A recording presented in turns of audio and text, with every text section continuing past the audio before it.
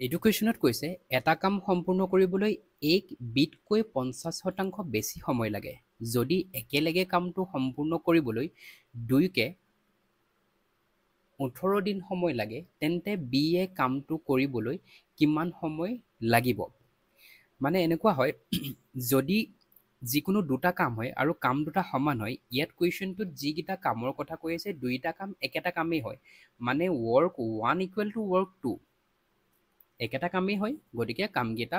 সমান হয় আৰু কামকেইটা যদি সমান হয় তেতিয়া কি হয় টাইমৰ যোনটো অনুপাত হ'ব দুটা কামৰ কাৰণে বেলেগ বেলেগ টাইম লাগিছে টাইমৰ যোনটো অনুপাত হ'ব টাইমৰ অনুপাতটো যদি x:y হয় বুলি আমি ধৰি লওঁ তেতিয়া কি হ'ব এফিচিয়েঞ্চিৰ যোনটো অনুপাত দক্ষতাৰ অনুপাতটো কি হৈ যাব দক্ষতাৰ অনুপাতটো টাইমৰ অনুপাতৰ জাষ্ট অপজিট হৈ যাব y:x হৈ যাব ঠিক আছে এতিয়া আমাক কুৱেশ্যনত কেনেকৈ দিয়া আছে আমাক কৈছে 1 বিটকৈ 50% বেছি সময় লাগে বিটকৈ মানে বিটকৈ 50% বেছি লাগে তাৰ মানে আমি যদি ধৰি লওঁ বিক কিমান সময় লাগে বিক যদি 100 সময় লাগে তেতিয়াহ'লে 1 কিমান লাগিব 50% বেছি লাগে মানে 1 কিমান লাগিব 150 লাগিব মই কি ক'লো যদি বিক ধৰি ল'লো 100 সময় লাগে 1 কিমান লাগিব 50% বেছি যিহেতু 150 লাগিব আমি পাৰিলে এইটো অলপ সৰু কৰি লওঁ 5 তিনিবাৰ 5 দুবাৰ মানে 2:3 সময়ৰ কথা কৈছোঁ মানে এইটো কি হৈ গ'ল টাইমৰ অনুপাত হৈ গ'ল টাইমৰ অনুপাতটো কিমান হৈ গ'ল 2:3 এতিয়া এফিচিয়েঞ্চিৰ অনুপাতটো কি হৈ যাব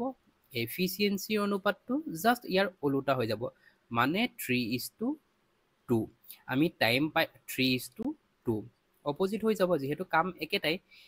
এতিয়া আমি টাইম পালোঁ এফিচিয়েঞ্চি পালোঁ তেতিয়াহ'লে ৱৰ্কটো ক'ৰ পৰা পাম আমি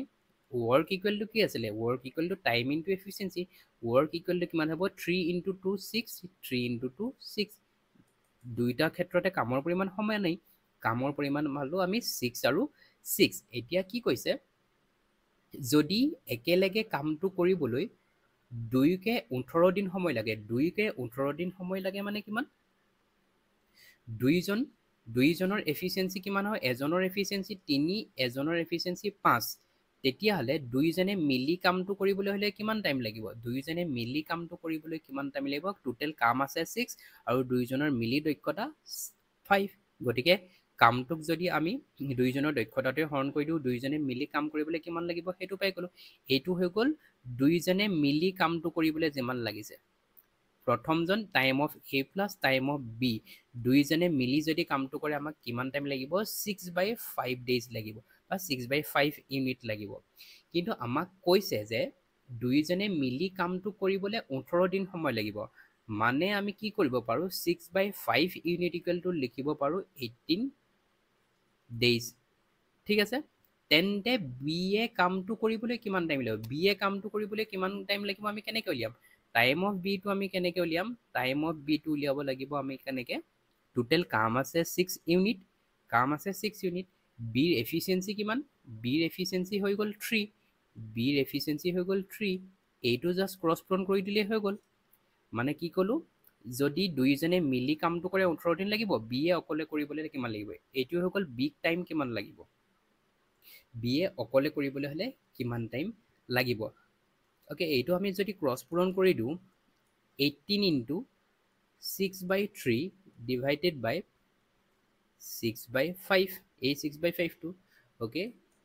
এইটো যদি আমি কাটি দিওঁ দুইবাৰ যাবই 2 ইনটু 18 36 এইপিনে